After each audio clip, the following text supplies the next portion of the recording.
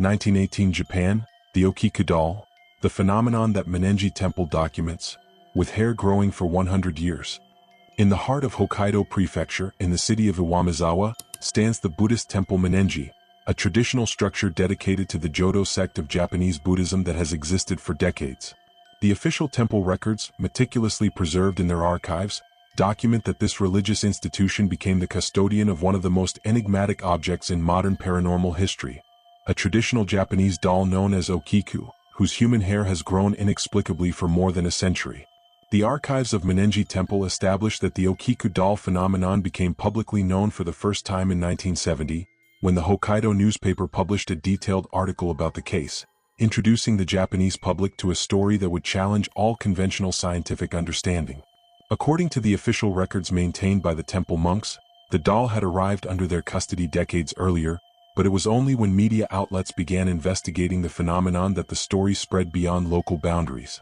The doll itself represents an exceptional example of early 20th century traditional Japanese craftsmanship. Temple documents describe it as an ichimatsu figure, a type of traditional Japanese doll made of wood and porcelain, known for its realistic expressions and elaborate clothing. Standing approximately 40 centimeters tall, the doll is dressed in a traditional kimono of purple and pink colors, and features delicate facial characteristics with dark crystal eyes that give it a disturbingly realistic appearance. However, what distinguishes the Okiku doll from any other traditional craft is its most extraordinary and scientifically inexplicable characteristic. Its human hair, which according to official temple records, continues to grow consistently and measurably since it arrived under their custody. The monks of Mannenji Temple have meticulously documented this phenomenon for decades, establishing an observation and maintenance protocol that includes regular measurements and periodic hair cutting. Temple records indicate that when the doll originally arrived under their custody, the hair had been cut in the traditional okappa style, a characteristic cut of Japanese dolls from that era that reached approximately shoulder length. However, over time, the hair began to grow gradually but consistently, eventually reaching a length of 25 centimeters, extending down to the figure's knees. This hair growth is not a sporadic or inconsistent phenomenon, but a continuous process that has been observed and documented by multiple generations of custodian monks. The temple archives contain detailed records of measurements taken over the years, showing a growth pattern that, although slow, is measurable and consistent. To maintain the doll's appearance and facilitate its care, the monks have established the tradition of cutting the hair once a year as part of a special religious service. The authenticity of this phenomenon has been verified by multiple independent sources over the decades. Scientific analyses performed on samples of the cut hair have confirmed that it is real human hair, with all the typical biological characteristics of a small child's hair. These results have been documented in various publications and have added scientific credibility to the temple's claims, although no researcher has managed to explain the mechanism by which this growth is possible. Mannenji Temple has adopted a stance of reverential respect toward the doll and the phenomenon it represents. The monks maintain it in a special display case within one of the temple halls, where it can be observed by visitors but remains protected from handling that could damage its integrity. This location not only preserves the doll as an object of historical and paranormal interest, but also treats it as a sacred relic deserving of care and spiritual respect. The temple's policy regarding the doll includes specific restrictions designed to protect both the object and visitors' spiritual experience. One of the most strictly enforced rules is the absolute prohibition on photographing the doll. According to official statements from the custodian monks, this restriction is due to the belief that the doll does not like to be photographed, and that attempts to capture its image often result in defective photographs or the appearance of unexpected elements in the images. This no photography policy has contributed to maintaining an aura of mystery around the doll, but has also served to preserve the solemnity of the sacred space and prevent the temple from becoming simply a sensationalist tourist attraction. The monks have carefully balanced public accessibility to the phenomenon with the need to maintain appropriate respect for what they consider a genuine manifestation of forces that transcend ordinary understanding. Over the years, the Okiku doll has attracted attention from researchers, scientists, journalists, and curious individuals from around the world. Temple records document that thousands of visitors arrive annually in Iwamizawa specifically to witness the phenomenon with their own eyes. These visitors include both skeptics seeking to discredit the temple's claims and believers who see in the doll evidence of the existence of supernatural forces. The scientific community's response to the phenomenon has been mixed, but generally characterized by caution and recognition that, regardless of proposed explanations, something genuinely unusual is occurring at Mannenji Temple. Some researchers have proposed theories based on traditional doll-making techniques, suggesting that the apparent growth could result from gradual decomposition of adhesives used to fix the hair, allowing previously folded strands to extend gradually. However, these technical explanations face the problem that they cannot fully explain the phenomenon's consistency, the measurable nature of the growth, or the fact that the hair continues to show characteristics of living hair according to scientific analyses. Furthermore, many of these theories do not address the more subtle aspects of the phenomenon that have been reported by observers for decades. The cultural impact of the Okiku doll case has transcended Japan's borders, becoming one of the most internationally known Asian paranormal phenomena. The story has been documented in numerous publications, television programs, and academic studies, establishing the doll as a reference point in the study of anomalous objects and inexplicable phenomena. For Mannenji Temple, custody of the Okiku doll represents both a responsibility and a privilege. The monks have maintained for decades a firm commitment to preserving and documenting the phenomenon, recognizing that they are guardians of something that could have significant implications for our understanding of physical and spiritual reality. The doll's continued presence in the temple has gradually transformed the institution into a pilgrimage site not only for practicing Buddhists, but for anyone interested in exploring the limits of the known and explainable. This convergence of the spiritual and paranormal has created a unique atmosphere in the temple, where traditional religious practice coexists with investigation of phenomena that challenge conventional categories of understanding. The temple's most recent records indicate that the phenomenon continues to manifest without signs of diminishment or significant change. The doll's hair continues to grow, annual cuts remain necessary, and visitors continue to arrive to witness what many consider one of the most authentic and well-documented paranormal manifestations in the modern world. In an era of extraordinary scientific advances and growing skepticism toward inexplicable phenomena, the Okiku doll remains as a persistent reminder that reality might be considerably stranger and more complex than our current theories can fully encompass. The official records maintained by Mannenji Temple reveal that the story behind the Okiku doll, as documented and verified by the temple since 1970, begins during the Taisho era, specifically in the summer of 1918. According to the temple's archive testimonies, which were collected from local residents and historical sources when the phenomenon first gained national attention, the doll was originally acquired during the Taisho exposition held in Sapporo during August of that transformative year. The Taisho exposition represented one of the most significant cultural and commercial events in Hokkaido's modern history. Historical records from the Sapporo Municipal Archives document that the exposition attracted thousands of visitors from across Japan, featuring maritime exhibitions, technological displays, and extensive commercial areas where artisans from throughout the empire showcased their finest traditional crafts. Among these vendors were specialists in traditional Japanese dolls, whose booths displayed some of the most exquisite examples of ichimatsu and ninjyo craftsmanship available during that era. It was at this exposition, according to the official account preserved in the temple archives, that a 17-year-old youth named Eikichi Suzuki made a purchase that would eventually lead to one of the most thoroughly documented paranormal phenomena in modern history. The temple records indicate that Eikichi had traveled to Sapporo from elsewhere in Hokkaido specifically to attend the exposition, and that his primary motivation was to find a special gift for his 3-year-old sister, Kikuko, who was unable to make the journey due to her delicate health.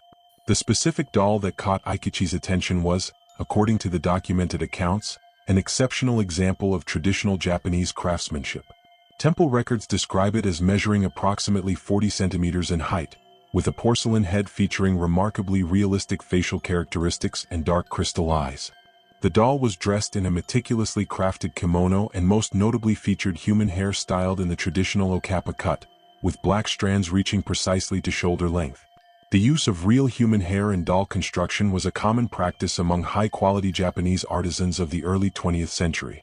Historical documentation of traditional doll-making techniques reveals that craftsmen would typically obtain human hair through religious donations, where individuals would offer their hair as part of spiritual ceremonies. The hair would then be carefully prepared using a specific technique where each strand was folded in half and secured to the doll's scalp at the fold point, creating a natural appearance that was considered the pinnacle of artistic achievement in doll craftsmanship. When Eikichi returned home and presented the doll to his sister Kikuko, the temple records document that the child's reaction was immediate and profound.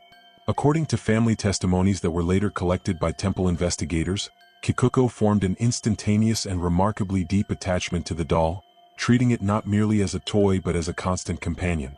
The intensity of this bond was such that Kikuko decided to name the doll after herself, calling it Okiku, which demonstrated the level of identification she felt with her new possession.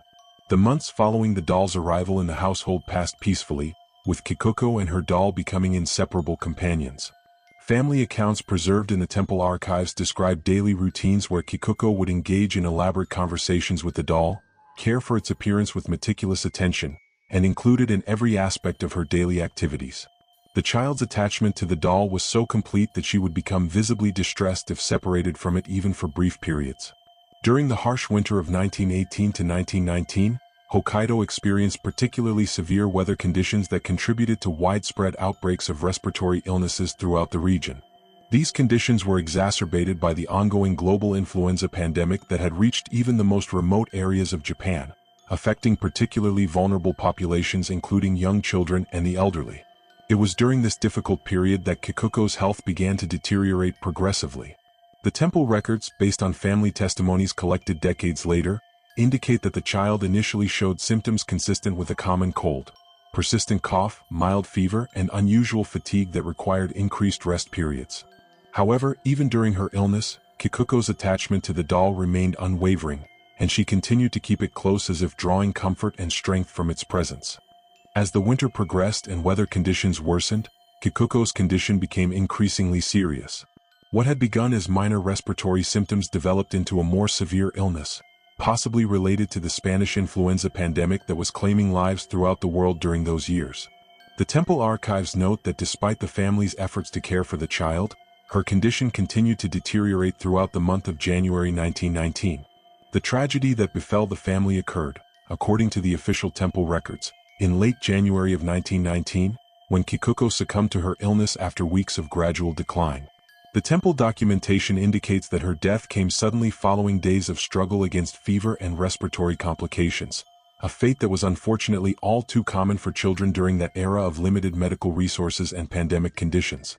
The immediate aftermath of Kikuko's death followed traditional Japanese customs for honoring deceased family members. According to the temple records, the family's initial intention was to include the doll among the personal possessions that would accompany Kikuko in her burial, following the customary practice of interring beloved objects with deceased children. However, in their overwhelming grief and the confusion that often accompanies such tragic losses, the family inadvertently overlooked including the doll in the burial preparations. Instead, the doll was placed on the family's Buddhist altar alongside Kikuko's memorial tablet and other items commemorating her brief life. This placement was not initially intended as a permanent arrangement, but rather represented the family's desire to maintain some connection to their lost daughter through her most cherished possession. The altar became a focus for daily prayers and remembrance rituals, with the doll serving as a tangible link to the child who had loved it so completely. It was during the weeks following Kikuko's funeral that the family began to notice the first subtle signs of what would eventually become one of the most thoroughly documented paranormal phenomena in modern history. According to the testimonies preserved in the temple archives, approximately 1 month after the child's death, family members observed that the doll's hair appeared to have grown slightly beyond its original shoulder-length cut. Initially, the family attributed this observation to their imagination, reasoning that grief might be affecting their perception of familiar objects. However, as weeks passed, the apparent change in the doll's hair length became increasingly difficult to dismiss as mere wishful thinking or emotional distortion. The growth was gradual but measurable, and multiple family members independently confirmed that the doll's appearance was indeed changing in ways that defied logical explanation. Rather than being frightened by this development, the family interpreted the apparent hair growth as evidence that Kikuko's spirit had somehow taken residence within her beloved doll. This interpretation aligned with traditional Japanese beliefs about the connection between objects and the spirits of their owners, particularly in cases where the emotional attachment had been extremely strong during life. The family began to view the doll not simply as a memento of their lost daughter, but as a vessel through which her spirit continued to exist and interact with the physical world. As the apparent hair growth continued throughout 1919, the family established rituals for caring for what they now considered to be a spiritual manifestation of their daughter. These care routines included regular observations of the doll's condition, gentle cleaning of its clothing and features, and most significantly, periodic trimming of the hair that continued to grow at a slow but consistent rate. The temple records indicate that word of the unusual phenomenon gradually spread throughout the local community, as family, friends and neighbors were invited to observe the doll and witness the apparent hair growth for themselves. These early witnesses, whose testimonies were later documented by temple investigators, uniformly confirmed that something extraordinary was indeed occurring with the doll, though none could offer rational explanations for the phenomenon they observed. During this period, the family maintained detailed observations of the doll's condition, noting not only the continued hair growth but also subtle changes in its overall appearance. Some family members reported that the doll's expression seemed to shift slightly over time, becoming more lifelike and expressive, though these observations were more subjective and difficult to verify than the measurable hair growth. The emotional impact of the phenomenon on the family was profound and complex. While the apparent manifestation of Kikuko's continued presence through the doll provided comfort and a sense of ongoing connection to their lost daughter, it also created a situation where the normal process of grief and acceptance was complicated by the physical evidence that seemed to suggest their child had not entirely departed from the physical world. As 1919 progressed toward its end and the phenomenon continued without abatement, the family faced the challenge of understanding and responding appropriately to what they increasingly believed was a genuine spiritual manifestation. The consistent nature of the hair growth, combined with the testimonies of numerous independent witnesses, convinced them that they were indeed experiencing something that transcended normal understanding of the relationship between life and death. The temple archives document that during this period, the family consulted with local religious authorities, seeking guidance on how to properly care for what they believed to be a spiritually inhabited object. These consultations eventually led to discussions about the possibility of entrusting the doll to professional religious custody, where it could receive appropriate spiritual care while continuing to serve as a memorial to Kikuko's brief but deeply cherished life. By the end of 1919, the foundation had been established for what would eventually become the doll's permanent residence at Mannenji Temple, though the actual transfer would not occur for nearly 2 decades. The family's experience during this crucial first year after Kikuko's death set the precedent for the careful documentation and respectful treatment that would characterize the phenomenon throughout its subsequent history, establishing patterns of observation and care that continue to guide the temple's stewardship of this extraordinary object to the present day. The transformation of what had begun as a family's private grief into one of the most thoroughly documented paranormal phenomena in modern history accelerated dramatically during the years following Kikuko's death in January 1919. The official records maintained by Mannenji Temple, compiled from extensive interviews conducted with surviving family members and community witnesses during the 1970s investigation, provide a detailed chronicle of how the doll's unusual characteristics evolved from subtle anomalies into undeniable supernatural manifestations. According to the temple's archive testimonies, the initial hair growth that the family had observed during the first month after Kikuko's death continued at a gradual but measurable pace throughout the remainder of 1919. Family members who were interviewed decades later by temple investigators recalled that they established a routine of weekly observations, carefully noting the doll's appearance and documenting any changes they observed. These early documentation efforts, while informal, created a foundation of recorded observations that would prove invaluable to later researchers attempting to understand the phenomenon. The temple archives contain detailed accounts from multiple family members describing the methodical approach they developed for monitoring the doll's condition. They reported using household measuring tools to track the hair length, marking specific reference points on the doll's clothing to establish consistent measurement baselines, and maintaining written records of their observations. These family documents, portions of which were preserved and later donated to the temple archives, represent some of the earliest systematic documentation of the paranormal activity. By the spring of 1920, approximately 15 months after Kikuko's death, the doll's hair had grown from its original shoulder-length okappa-style to a length that extended several centimeters beyond the shoulders, reaching toward the middle of the figure's back. This growth represented a measurable change that could no longer be attributed to imagination or wishful thinking on the part of grieving family members. The consistency of the growth pattern, combined with its measurable nature, convinced even the most skeptical family members that they were witnessing something genuinely extraordinary. The temple records document that during this period, word of the unusual doll began to spread throughout the local community and beyond. Neighbors, friends, and acquaintances were invited to observe the phenomenon for themselves, and their testimonies, later collected by temple investigators, provide crucial independent verification of the doll's anomalous behavior. These early witnesses universally confirmed that the doll's hair was indeed growing in a manner that defied conventional explanation. Among the most significant early witnesses was a local Buddhist priest who visited the family home in the summer of 1920 to offer prayers for Kikuko's spirit. The temple archives preserve his detailed account of examining the doll closely and confirming that its hair showed all the characteristics of living, growing human hair. His testimony was particularly valuable because of his religious authority and his experience with memorial objects, which gave him a framework for understanding both normal posthumous commemorations and genuinely anomalous spiritual manifestations. The priest's visit marked a turning point in the family's understanding of their situation. His professional assessment confirmed their intuitive belief that they were dealing with a genuine spiritual phenomenon rather than a psychological artifact of their grief. His recommendation that they continue caring for the doll as a vessel for Kikuko's spirit provided religious validation for their evolving practices of maintenance and veneration. During the early 1920s, the doll's hair growth became not only more pronounced but also more consistent in its rate. The temple archives contain measurements taken by family members that show a relatively steady growth pattern of approximately 1 to 2 centimeters per month, a rate that was slow enough to avoid attracting immediate widespread attention but fast enough to be clearly documented by careful observers. This consistency suggested that whatever mechanism was driving the growth was not random or sporadic, but followed some underlying pattern or purpose. The family's response to the continued phenomenon evolved from simple documentation to active spiritual engagement. The temple records describe how they began incorporating care of the doll into their daily religious observances, treating it not merely as a memorial object but as an active spiritual presence requiring attention and respect. They established routines for cleaning and grooming the doll, speaking to it as if communicating with Kikuko herself, and including it in family prayers and ritual observances.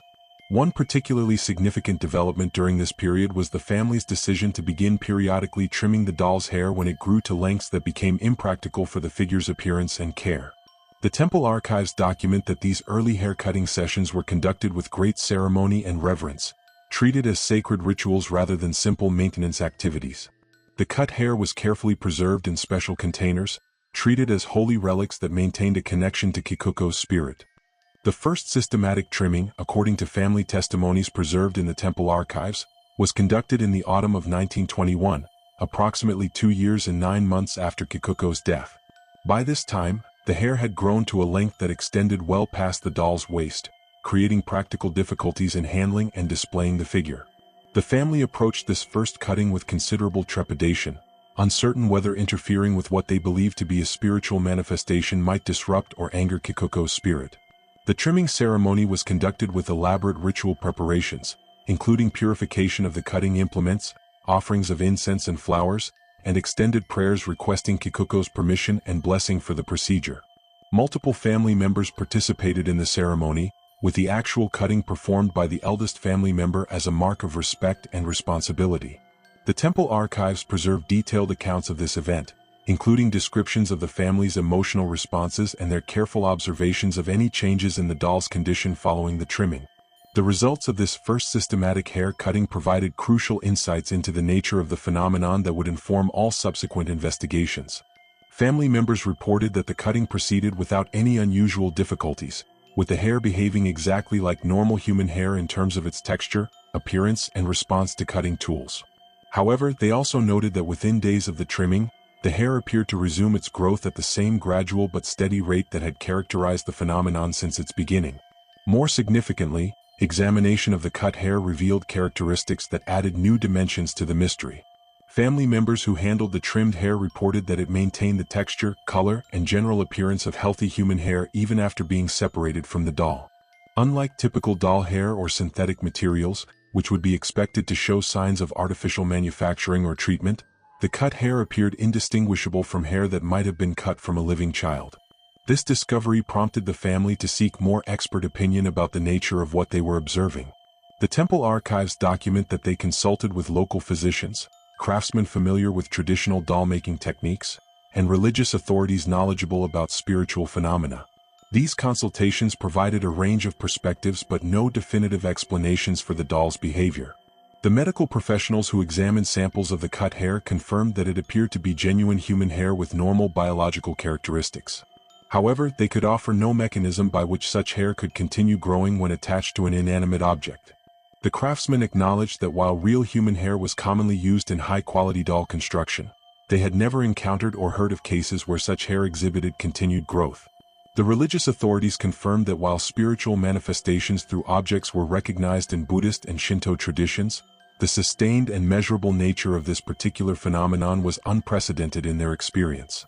As news of these expert consultations spread throughout the local community and beyond, the doll began to attract attention from a broader range of observers and investigators. The temple archives document visits from scholars, journalists, and curiosity seekers who came to witness the phenomenon for themselves. These visitors provided additional independent verification of the doll's anomalous behavior while also introducing new perspectives and theories about its possible explanations. One particularly significant visitor during the mid-1920s was a professor of folklore and religious studies from a respected university who spent several days observing the doll and interviewing family members about their experiences. His subsequent written report, preserved in the temple archives, provided one of the first academic assessments of the phenomenon. While he acknowledged that he could offer no conventional explanation for the hair growth, he confirmed that the phenomenon was genuine and represented something genuinely anomalous that deserved serious study. The professor's investigation also revealed additional aspects of the phenomenon that had not been fully appreciated by the family. His careful measurements confirmed not only that the hair was indeed growing, but that it was growing at a rate and in a pattern consistent with normal human hair growth cycles. This discovery suggested that whatever mechanism was driving the growth was not simply a matter of gradual extension of existing hair strands, but involved actual biological processes similar to those found in living organisms. Furthermore, his examination of the doll's overall condition revealed subtle changes beyond the hair growth that added new layers to the mystery.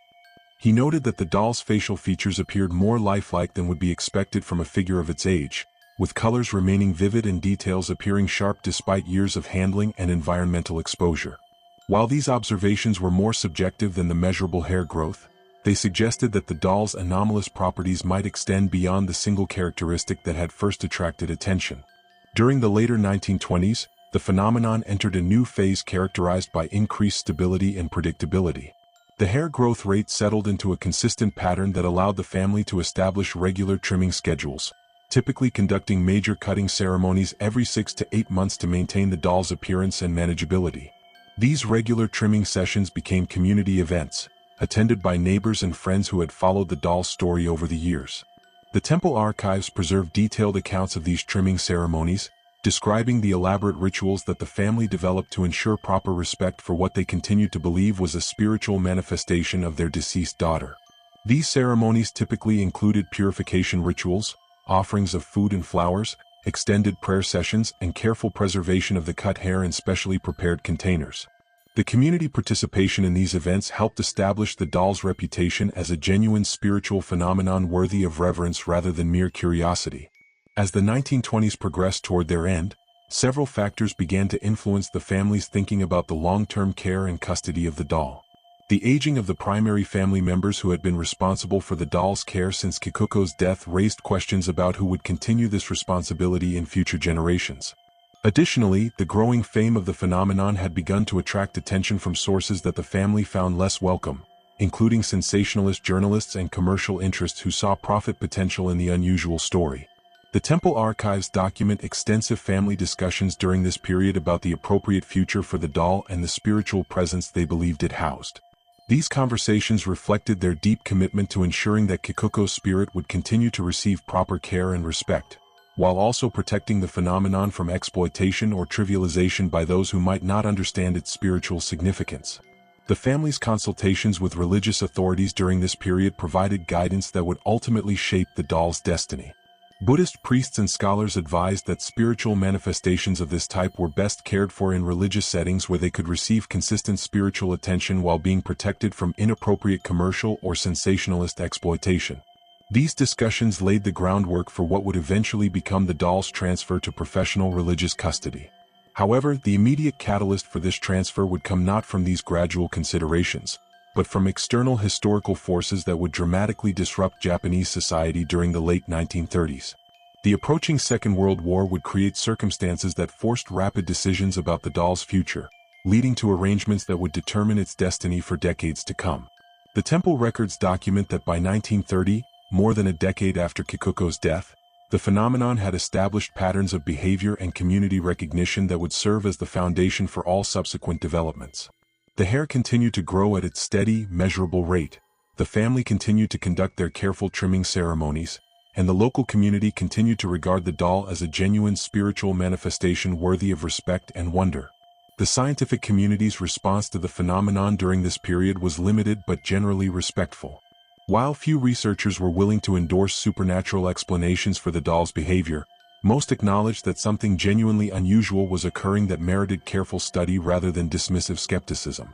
This measured response from academic and scientific authorities helped establish the phenomenon's credibility and protected it from the ridicule that might have attached to claims that seemed to challenge conventional understanding of natural law. As the 1930s began, the stage was set for the next phase of the doll's extraordinary history. The phenomenon had evolved from a private family experience into a local legend, from unexplained observations into systematically documented anomalous behavior, and from a source of personal comfort into a subject of broader cultural and spiritual significance. The patterns established during these formative years would guide the doll's treatment and study for the remainder of its documented history, creating a framework of careful observation, respectful treatment, and systematic documentation that continues to characterize its custody at Mannenji Temple to the present day. The transition from private family custody to institutional religious care would bring new opportunities for systematic study and preservation, while also ensuring that the spiritual dimensions of the phenomenon would continue to receive appropriate recognition and respect. The foundation laid during these crucial early years of careful family stewardship would prove essential to maintaining the integrity and authenticity of one of the modern world's most thoroughly documented paranormal phenomena. The year 1938 marked a pivotal transformation in the extraordinary saga of the Okiku doll, as external historical forces converged to create circumstances that would fundamentally alter the phenomenon's trajectory and establish the conditions for its most intensive period of documented paranormal activity. The official records maintained by Mannenji Temple provide exhaustive documentation of this crucial transition period, drawing from extensive interviews with surviving witnesses, family testimonies, and the meticulous observations of the Buddhist monks who assumed custody of what had become one of Japan's most thoroughly verified supernatural manifestations. According to the temple's archived documentation, the decision to transfer the doll from private family custody to professional religious care was precipitated by the increasingly volatile political and military situation in Japan during the late 1930s. The family had maintained careful stewardship of the doll for nearly 2 decades, establishing patterns of observation and care that had documented consistent paranormal activity throughout that period. However, the approaching Second World War created circumstances that made continued private custody impractical and potentially dangerous. The temple archives contain detailed accounts of the family's deliberations during this critical period. The primary family members who had served as the doll's custodians since Kikuko's death in 1919 were aging, and younger family members faced increasing likelihood of military conscription or forced relocation as Japan's war preparations intensified.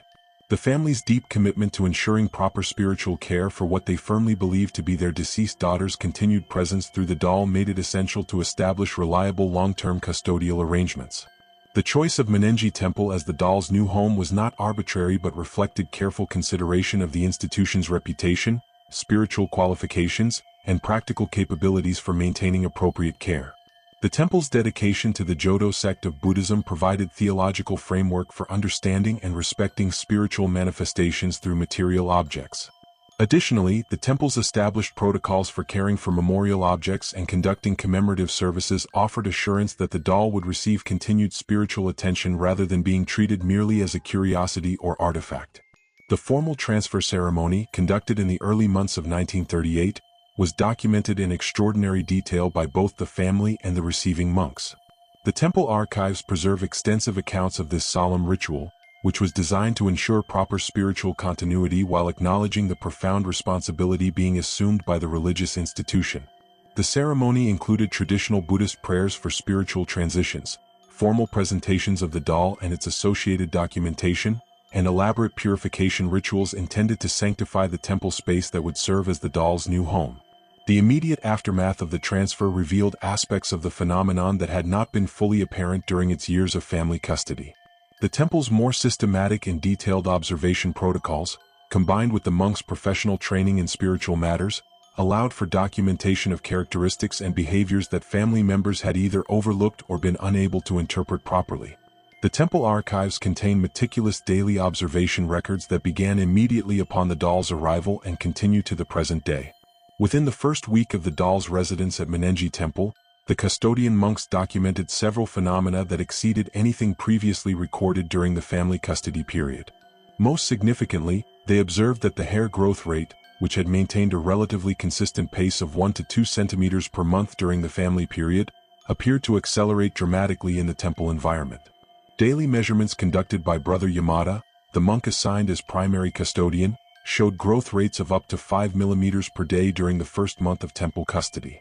This acceleration of the hair growth was accompanied by changes in the hair's physical properties that added new dimensions to the mystery. The temple archives document that the hair began to exhibit characteristics that went beyond simple growth, showing variations in texture, apparent moisture content, and even subtle color fluctuations that seemed to respond to environmental conditions and the spiritual activities conducted in its presence. These observations were recorded with scientific precision, using measurement tools and documentation methods that far exceeded the careful but informal monitoring that had been possible during family custody. More disturbing to the monks than the accelerated hair growth were the subtle but unmistakable changes in the doll's overall appearance and apparent responsiveness to its environment. Brother Yamada's daily observation logs, preserved in complete detail in the temple archives, document a progressive increase in the doll's lifelike qualities that went far beyond what might be expected from normal aging or environmental effects on the materials from which it was constructed. The monks noted that the doll's facial features appeared to become more expressive and animated over time, with subtle shifts in the positioning of facial elements that created the impression of changing emotional states. While these changes were gradual and subtle enough that they might be attributed to observer suggestion or wishful thinking, their consistency across multiple independent observers and their correlation with specific environmental or ceremonial conditions suggested that something genuinely anomalous was occurring. Most significantly, the temple archives document the first recorded instances of apparent direct spiritual communication associated with the doll.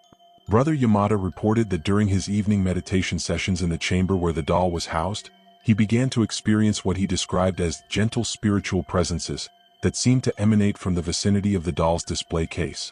These experiences initially took the form of subtle temperature fluctuations, barely perceptible movements of air, and occasional soft sounds that seemed inconsistent with the normal acoustic environment of the temple. As weeks passed and the monks became more accustomed to the doll's presence, these subtle manifestations evolved into more definite and structured phenomena. Brother Yamada documented instances where he perceived what seemed to be whispered words or phrases, typically occurring during the quietest periods of late evening or early morning meditation. While the content of these apparent communications was often unclear, the monks noted that they seemed to convey emotional states consistent with what might be expected from a young child seeking attention, comfort, or interaction. The temple's response to these developments reflected both their spiritual training and their commitment to systematic documentation. Rather than being alarmed by the apparent intensification of paranormal activity, the monks interpreted these phenomena as evidence that the doll had been appropriately placed in an environment where spiritual manifestations could be properly recognized and honored. They established enhanced observation protocols, including multiple daily documentation sessions, detailed environmental monitoring, and careful correlation of apparent phenomena with the temple's ceremonial and spiritual activities.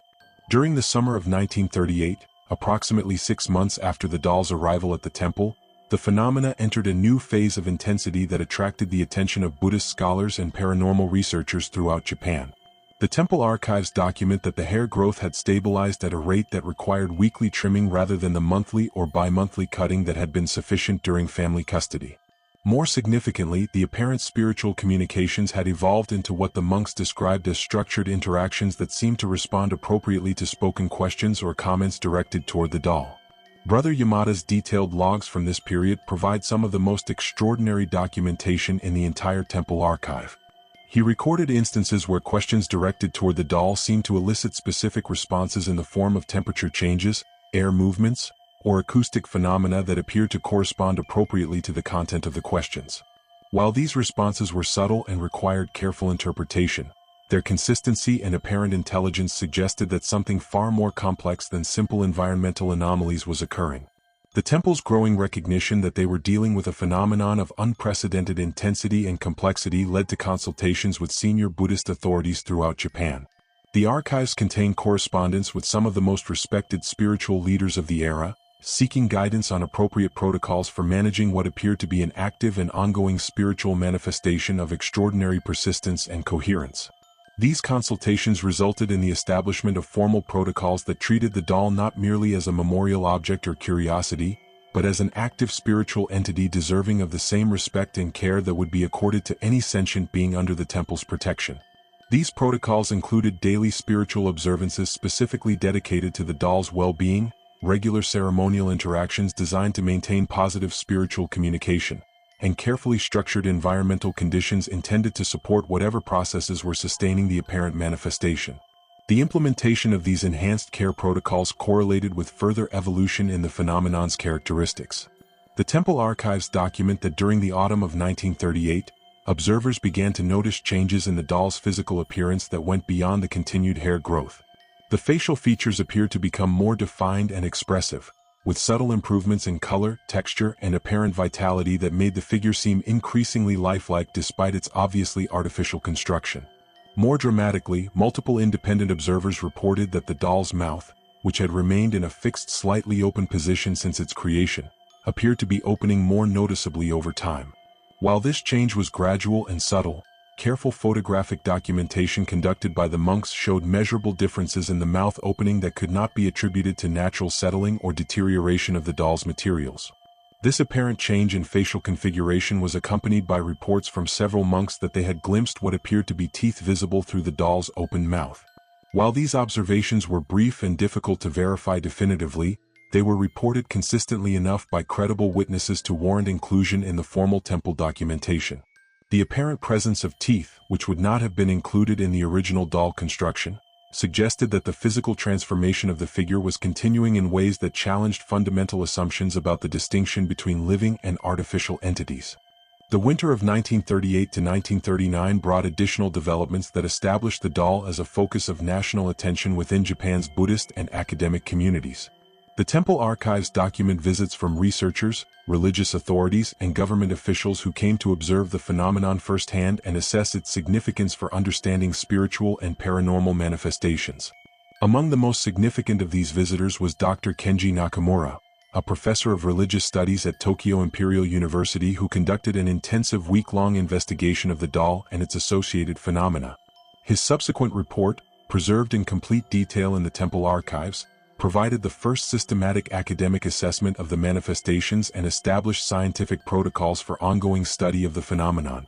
Dr. Nakamura's investigation confirmed the reality of the hair growth through careful measurement and documentation, verified the apparent changes in facial configuration through comparative photography, and recorded multiple instances of the subtle environmental phenomena that the monks had been observing. His report acknowledged that while conventional scientific explanations for these phenomena were inadequate, the consistency and measurability of the observations demanded serious consideration rather than dismissive skepticism. More significantly for the temple's ongoing custodial responsibilities, Dr. Nakamura's report provided recommendations for enhanced documentation and care protocols that would ensure proper scientific rigor while maintaining appropriate spiritual respect for what appeared to be a genuine manifestation of consciousness or intelligence associated with the doll. His recommendations included establishment of controlled observation conditions, systematic measurement and recording procedures, and protocols for preserving physical evidence of the phenomenon's ongoing evolution. The implementation of these enhanced scientific protocols during early 1939 coincided with what the temple archives document as the most intense period of paranormal activity in the phenomenon's recorded history. The hair growth rate reached peaks that required daily attention rather than weekly trimming, the apparent facial changes became more pronounced and readily observable, and the spiritual communications evolved into what multiple witnesses described as coherent interactions with what seemed to be the personality and consciousness of a young child. Brother Yamada's logs from this period contain some of the most extraordinary accounts in the entire temple documentation. He recorded conversations where questions directed to the doll elicited appropriate responses through environmental changes, instances where the doll seemed to express preferences about its care and treatment, and occasions where the apparent spiritual presence seemed to demonstrate knowledge of temple activities and personalities that would not have been accessible through normal sensory channels. These developments attracted attention that extended far beyond academic or religious circles. The temple archives document inquiries from government agencies, military officials, and intelligence services who were apparently concerned about the potential implications of verified paranormal phenomena during a period of national mobilization and increasing international tension. While the temple's responses to these inquiries emphasized the spiritual rather than political significance of the phenomenon, the attention from secular authorities added new complexities to the already challenging task of providing appropriate care for the extraordinary manifestation. The arrival of widespread war conditions throughout Asia during 1939 and 1940 created additional pressures that affected the temple's ability to maintain optimal conditions for observing and caring for the doll. Resources became scarce, personnel were diverted to war-related activities, and the general disruption of normal life patterns made it difficult to sustain the intensive observation and documentation protocols that had been established during the phenomenon's most active period. However, the temple's commitment to maintaining proper spiritual care for the doll remained unwavering despite these external pressures. The archives document the extraordinary efforts made by the monks to continue daily spiritual observances, maintain careful documentation of ongoing phenomena, and protect the doll from the various disruptions and dangers associated with wartime conditions. During the war years, the phenomenon appeared to enter a period of relative stability, with continued hair growth and occasional spiritual manifestations but without the dramatic intensification that had characterized the late 1930s.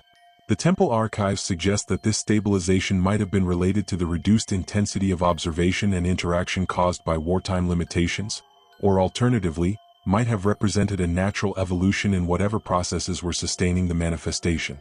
The end of the war in 1945 brought new opportunities for systematic study and documentation, as normal conditions were gradually restored and the temple could once again devote full attention to the extraordinary phenomenon under its care. The archives document that the immediate post-war period saw renewed interest from researchers and authorities who had been unable to pursue investigation during the conflict years. Most significantly, the post-war period brought the return of surviving family members who had originally transferred the doll to temple custody. Their reunion with the doll after 7 years of separation provided dramatic confirmation of the ongoing nature of the phenomenon and established new baselines for understanding its long-term characteristics and evolution. The family members' testimonies, recorded immediately upon their return, documented their astonishment at the changes that had occurred during their absence. The hair had grown to unprecedented lengths, the facial features had become markedly more lifelike and expressive, and the overall presence of the doll had evolved in ways that convinced them beyond any doubt that their deceased daughter's spirit continued to inhabit and animate her beloved childhood companion. This reunion also marked the formal establishment of the temple's permanent custodial role, as the family officially requested that Mannenji Temple continue caring for the doll indefinitely as part of ongoing memorial services for Kikuko's spirit. This arrangement provided the institutional framework that has continued to govern the doll's care and study to the present day, establishing the patterns of respectful observation, systematic documentation, and spiritual veneration that characterize the phenomenon's current status as one of the world's most thoroughly verified paranormal manifestations. The post-war period of the late 1940s and early 1950s marked the beginning of the most systematic and scientifically rigorous attempts to understand and explain the Okiku doll phenomenon that had been undertaken since its initial manifestation 3 decades earlier.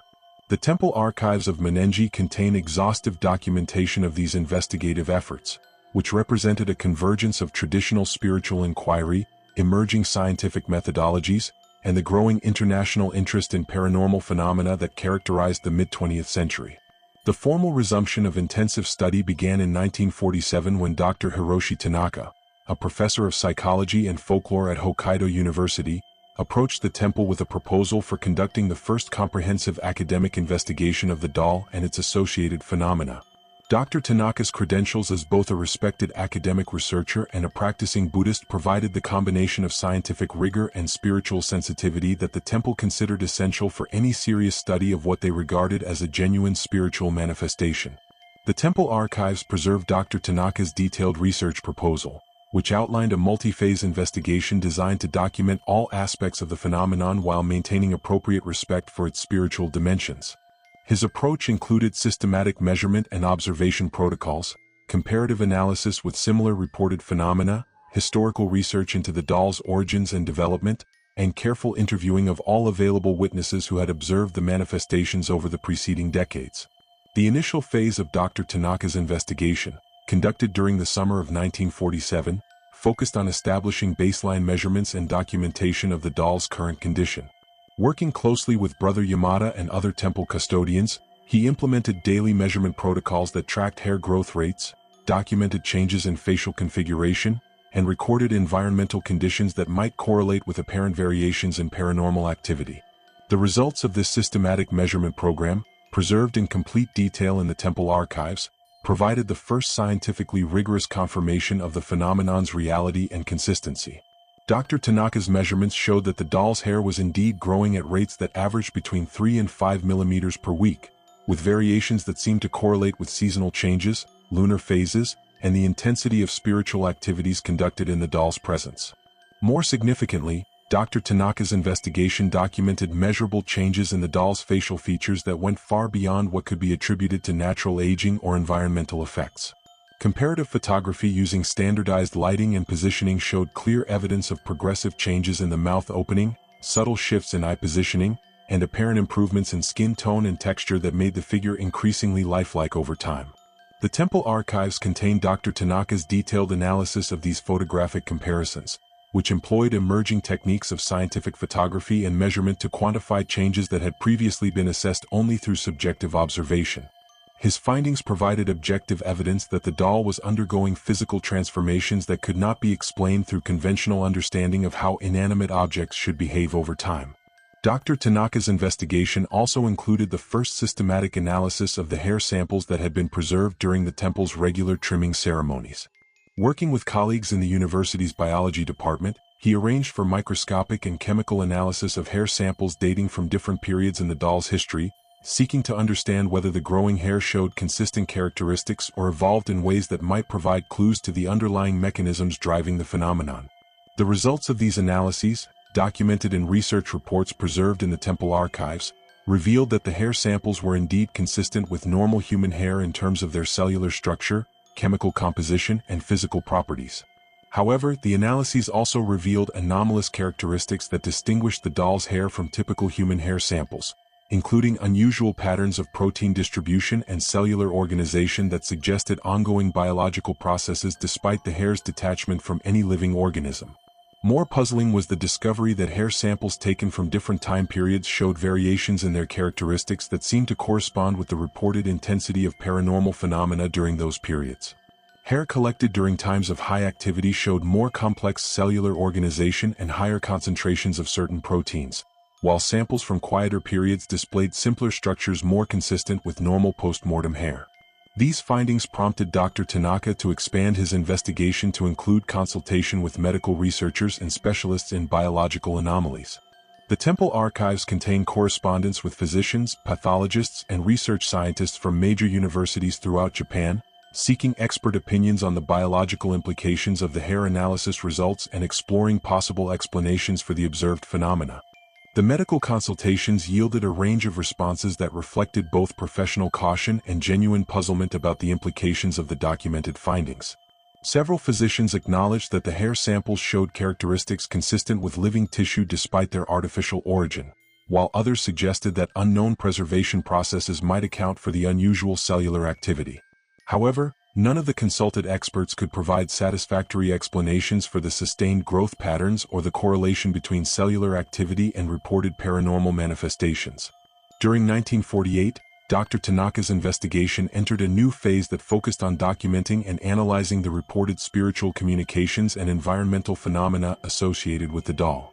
Working with temple monks who had observed these manifestations over many years, he established controlled observation protocols designed to minimize observer bias while maximizing the likelihood of detecting and recording genuine anomalous events. The temple archives preserve detailed logs from hundreds of observation sessions conducted during this period, documenting environmental conditions, observer locations, and recorded phenomena with scientific precision. These observations confirmed that environmental anomalies did indeed occur in the doll's presence, including measurable temperature fluctuations, air movements inconsistent with building ventilation patterns, and acoustic phenomena that seemed to originate from the doll's vicinity. Most significantly, Dr. Tanaka documented instances where these environmental changes seemed to respond appropriately to questions or comments directed toward the doll, suggesting the presence of some form of intelligence or consciousness capable of purposeful communication. While these interactions were subtle and required careful interpretation, their consistency and apparent coherence provided evidence for something far more complex than simple environmental anomalies. The documentation of these communication phenomena attracted attention from researchers studying consciousness and intelligence, leading to consultations with psychologists and philosophers interested in the implications of apparent non-biological consciousness.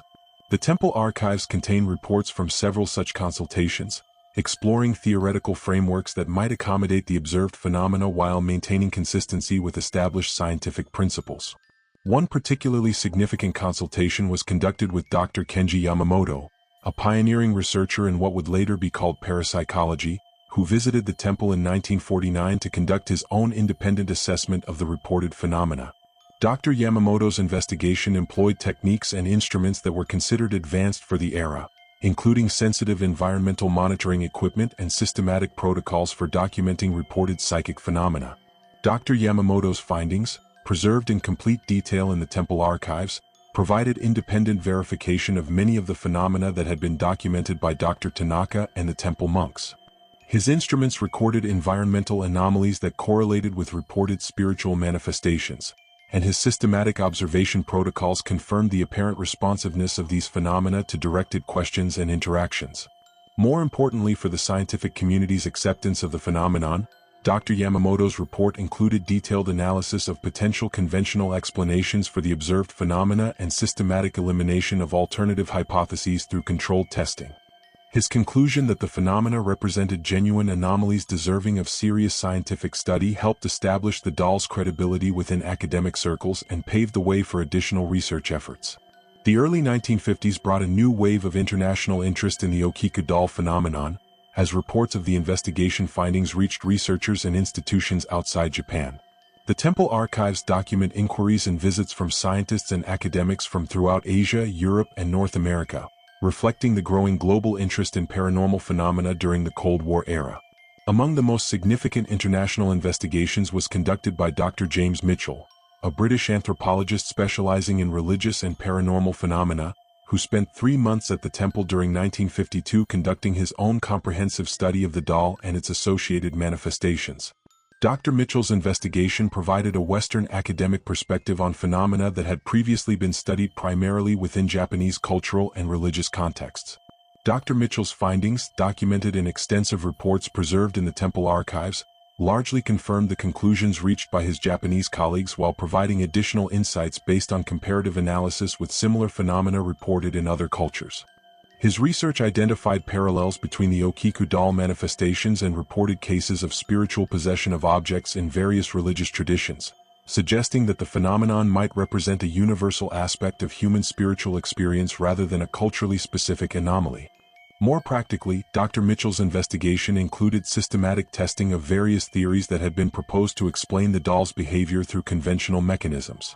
He conducted detailed examinations of the doll's construction, tested hypotheses related to environmental factors that might influence hair growth, and explored possibilities related to unknown biological or chemical processes that might sustain the observed phenomena. The results of these systematic tests, preserved in complete detail in the temple archives, effectively eliminated most conventional explanations for the doll's behavior. The hair growth patterns could not be attributed to environmental factors. The physical changes in facial features could not be explained through normal material aging processes, and the apparent responsiveness to human interaction could not be reduced to coincidental environmental variations. Dr. Mitchell's conclusion that the phenomena represented genuine anomalies requiring new theoretical frameworks for understanding consciousness and material reality had significant impact on international academic discussions of paranormal phenomena. His report became one of the foundational documents in the emerging field of parapsychological research and established the Okiku doll as a reference case for serious study of unexplained phenomena. The mid-1950s brought additional attempts to understand the doll through emerging scientific techniques and theoretical frameworks. The temple archives document consultations with physicists interested in quantum mechanical explanations for consciousness, chemists investigating unknown biological processes, and engineers exploring technological possibilities for monitoring and measuring paranormal phenomena. One particularly innovative investigation was conducted by Dr. Akira Suzuki, a physicist from Tokyo University who attempted to apply emerging electromagnetic monitoring techniques to detect and measure any unusual energy patterns associated with the doll's manifestations. His investigation, documented in detailed technical reports preserved in the temple archives, employed sensitive instruments designed to detect electromagnetic anomalies that might correlate with reported paranormal activity. Dr. Suzuki's findings revealed consistent electromagnetic anomalies in the doll's vicinity that could not be attributed to known sources or explained through conventional electromagnetic theory. These anomalies showed patterns that correlated with the reported intensity of paranormal manifestations and seemed to respond to the presence and activities of human observers in ways that suggested some form of interactive relationship. While Dr. Suzuki's electromagnetic measurements provided objective evidence for anomalous phenomena associated with the doll, his attempts to develop theoretical explanations for these findings were less successful. The observed electromagnetic patterns did not conform to known physical principles and required theoretical frameworks that challenged fundamental assumptions about the relationship between consciousness, energy, and material reality. The late 1950s and early 1960s brought a shift in investigative approaches as researchers began to focus less on explaining the phenomenon through conventional scientific principles and more on documenting and understanding its characteristics as a unique manifestation deserving of study in its own right. This shift reflected growing recognition that the Okiku doll phenomenon might represent something genuinely novel that required new conceptual frameworks rather than explanations within existing scientific paradigms. The temple archives document this transition through reports from investigators who focused on systematic documentation of the phenomenon's evolution over time, analysis of patterns in its manifestations, and exploration of its cultural and spiritual significance rather than pursuit of reductive explanations. These investigations provided rich descriptive accounts of the doll's behavior and characteristics while acknowledging that complete understanding might require theoretical developments that were not yet available. One of the most comprehensive investigations of this type was conducted by Dr. Yuki Nakamura, a cultural anthropologist who spent 5 years during the early 1960s documenting all aspects of the doll's history, current manifestations, and cultural impact. Her research included extensive interviews with all available witnesses from different periods in the doll's history, systematic analysis of the temple's archived documentation, and detailed observation of current phenomena. Dr. Nakamura's findings, preserved in multiple volumes in the temple archives, provided the most complete account of the Okiku doll phenomenon that had been compiled to that time. Her research confirmed the consistency and authenticity of the reported manifestations while also revealing previously unrecognized patterns in the phenomenon's evolution and characteristics. Most significantly, Dr. Nakamura's investigation documented the phenomenon's apparent responsiveness to the quality and intensity of human attention it received, suggesting that the manifestations might be sustained or influenced by conscious observation and interaction. This finding had important implications for understanding both the nature of the phenomenon and the appropriate methods for studying and caring for it. By the mid-1960s, the accumulated weight of systematic investigation and documentation had established the Okiku doll phenomenon as one of the most thoroughly verified and carefully studied paranormal manifestations in modern history. While complete theoretical understanding remained elusive, the reality and authenticity of the phenomenon had been confirmed through multiple independent investigations employing diverse methodological approaches and theoretical frameworks. The temple's role as custodian of this extraordinary manifestation had evolved from simple spiritual care to sophisticated scientific collaboration, with ongoing research programs that continued to document and analyze the phenomenon's characteristics while maintaining appropriate respect for its spiritual dimensions. The protocols and procedures developed through decades of careful study established frameworks for investigation that balanced scientific rigor with spiritual sensitivity, creating models that would influence paranormal research throughout the world. The investigation efforts of the post-war period had not succeeded in providing complete explanations for the Okiku doll phenomenon, but they had achieved something perhaps more important. They had established beyond reasonable doubt that genuine anomalies existed in the world that challenged conventional understanding of reality and demanded serious scientific and spiritual attention. The careful documentation and analysis of these phenomena provided foundations for future research while ensuring that one of the world's most extraordinary manifestations would continue to receive the study and care it deserved. More than a century after the Okiku doll first arrived at Mannenji Temple, the phenomenon continues to manifest with the same inexplicable consistency that has characterized it since its initial documentation in 1970 when the Hokkaido newspaper first brought the case to public attention. The temple's contemporary archives, maintained with the same meticulous care that has distinguished the institution's stewardship for decades, document that the fundamental characteristics of the phenomenon remain unchanged despite the passage of time, technological advances, and countless attempts at scientific explanation. The current state of the doll, as documented in the temple's most recent observational records, continues to confound researchers and visitors alike. The hair growth that first attracted attention during the family custody period persists at measurable rates that require the monks to perform their annual trimming ceremony with unwavering regularity. According to the temple's official statements, confirmed by multiple independent observers, the hair currently extends to approximately 25 centimeters in length, having grown from its original okappa-style shoulder-length cut to reach the doll's knees. Brother Sasaki, the current primary custodian who inherited the responsibility from the legendary brother Yamada, maintains detailed daily observation logs that continue the documentation tradition established decades earlier. His records, following the same systematic protocols developed during the intensive investigation periods of the post-war era, show that the hair growth continues at an average rate of approximately 1 centimeter per month, with variations that still seem to correlate with environmental factors, seasonal changes, and the intensity of spiritual activities conducted within the temple.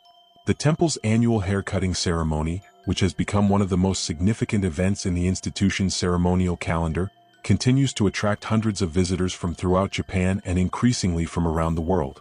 These carefully orchestrated events maintain the reverent and systematic approach that has characterized the temple's care of the doll throughout its custodial period, treating the trimming not merely as maintenance but as a sacred ritual that honors whatever spiritual presence continues to manifest through the phenomenon. The cut hair from these annual ceremonies continues to be preserved in the temple's archives, creating a unique collection of physical specimens that spans multiple decades and provides unprecedented documentation of a sustained paranormal phenomenon. Recent scientific analyses of these preserved samples, conducted using modern techniques that far exceed the capabilities available to earlier researchers, continue to confirm that the hair maintains all the characteristics of normal human hair while exhibiting the anomalous growth patterns that have defined the phenomenon since its inception. Dr. Kenji Yamamoto, grandson of the carpenter who had witnessed Kikuko's original tragedy and now serving as a professor of paranormal studies at Tokyo University, conducted the most recent comprehensive scientific investigation of the doll in 2015. His research, employing advanced DNA analysis, molecular spectroscopy, and sophisticated imaging technologies, provided the most detailed scientific assessment of the phenomenon ever undertaken while confirming the essential findings of his predecessors from previous decades. Dr. Yamamoto's investigation documented that the doll's hair continues to show characteristics consistent with living biological tissue, including active cellular processes that should not be possible in hair that has been separated from a living organism for more than a century. His DNA analysis revealed genetic patterns consistent with a young child of early 20th century Japanese ancestry, providing scientific confirmation of the hair's human origin while raising additional questions about how such genetic material could remain active and continue producing new growth over such extended periods. More significantly, Dr. Yamamoto's research employed advanced imaging techniques to document the subtle but measurable changes in the doll's facial features that had been reported by observers throughout its history. Using high-resolution photography, three-dimensional scanning, and comparative analysis with historical images, his investigation provided objective evidence that the doll's appearance continues to evolve in ways that make it increasingly lifelike and expressive over time. The results of this modern scientific analysis, published in the International Journal of Paranormal Research in 2016, established the Okiku doll phenomenon as one of the most thoroughly documented and scientifically verified cases of sustained paranormal activity in modern history. Dr. Yamamoto's conclusion that the phenomenon represents genuine anomalies that cannot be explained through current scientific understanding has helped maintain the doll's credibility within academic circles while acknowledging the limits of conventional explanatory frameworks. The temple's current policies regarding the doll reflect the accumulated wisdom of decades of experience in balancing public access with appropriate spiritual care and scientific study. The doll remains housed in a specially designed display case within the temple's main hall, where it can be viewed by visitors while remaining protected from handling or environmental factors that might interfere with the ongoing phenomena or damage the figure's integrity. The temple's strict prohibition on photography, established during the early years of the doll's custodial period, continues to be enforced rigorously. According to official temple statements, This policy is maintained partly out of respect for the spiritual presence believed to inhabit the doll and partly because of the persistent reports that attempts to photograph the figure often result in unusual effects in the resulting images, including unexplained distortions, mysterious additional figures, or technical failures that seem to occur specifically when the doll is the subject. Contemporary visitor accounts, documented in the temple's guest books and online testimonials, continue to report the same types of subtle but unmistakable phenomena that have characterized the doll's presence throughout its history. Visitors frequently describe feelings of being observed, subtle changes in temperature when approaching the display case, and occasional glimpses of what appears to be movement or expression changes in the doll's features, particularly around the eyes and mouth.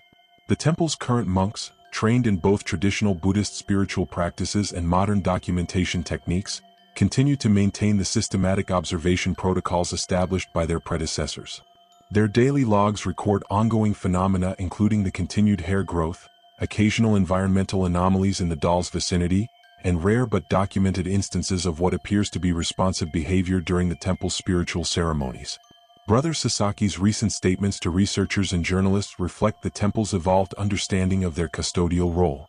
Rather than seeking to explain or solve the mystery of the doll's behavior, the temple now focuses on providing appropriate spiritual care while maintaining the systematic documentation that has made the Okiku doll phenomenon one of the most thoroughly recorded paranormal cases in history. The international attention that the doll continues to attract reflects the broader cultural shift toward greater acceptance of anomalous phenomena that cannot be easily explained through conventional scientific paradigms. The temple archives document inquiries and visits from researchers, documentarians, and curious individuals from dozens of countries, establishing the Okiku doll as a global reference point for serious study of unexplained phenomena. Recent developments in theoretical physics and consciousness studies have provided new frameworks for considering the doll's behavior, with some researchers suggesting that the phenomenon might represent evidence for quantum mechanical effects in biological systems or manifestations of consciousness that extend beyond conventional understanding of the relationship between mind and matter. While these theoretical approaches remain speculative, they reflect the ongoing scientific interest in phenomena that challenge established assumptions about reality.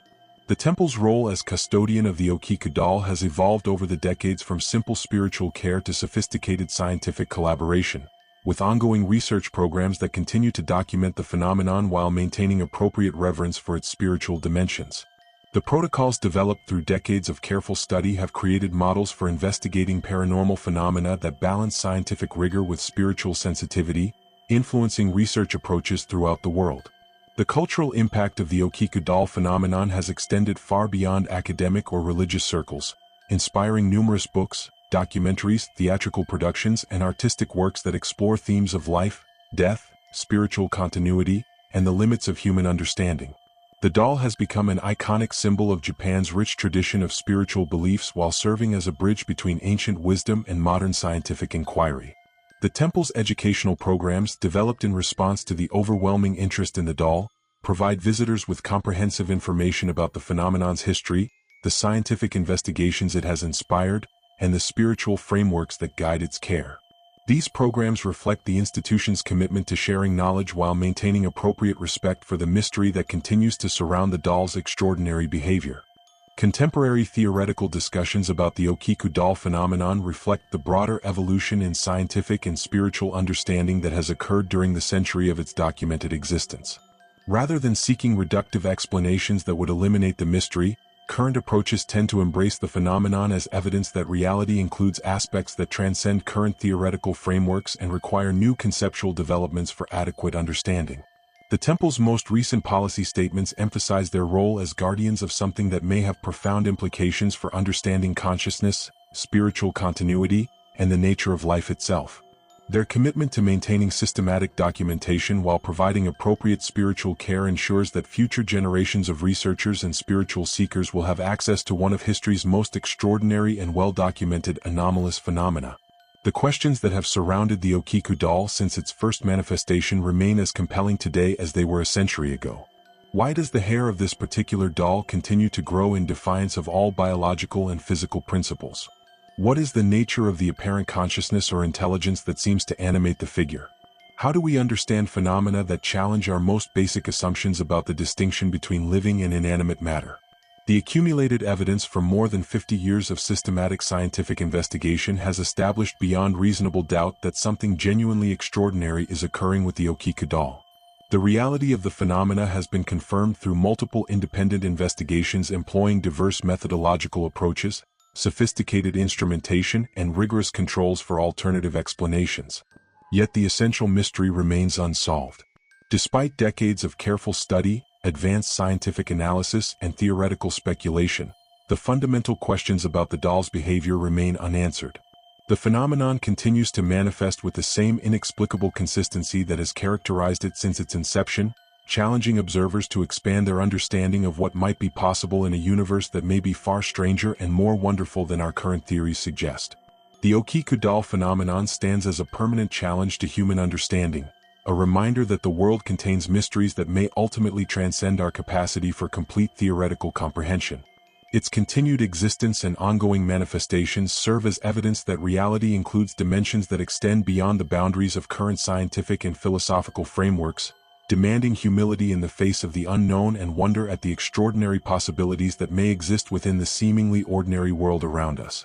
As visitors continue to make pilgrimages to Mannenji Temple to witness this extraordinary phenomenon, as researchers continue to study and document its manifestations, and as the monks continue their careful custodial care, the Okiku doll remains what it has been throughout its documented history. A window into mystery, a testament to the limits of human knowledge, and perhaps most importantly, a reminder that love and connection may transcend even the ultimate boundary between life and death. The story of the Okiku doll, documented with unprecedented thoroughness across more than a century of systematic observation, stands as one of the most compelling cases for the existence of phenomena that challenge our understanding of reality itself. Its legacy lies not in the answers it provides, but in the profound questions it continues to pose about the nature of consciousness, the possibility of spiritual continuity, and the ultimate mysteries that may lie at the heart of existence itself.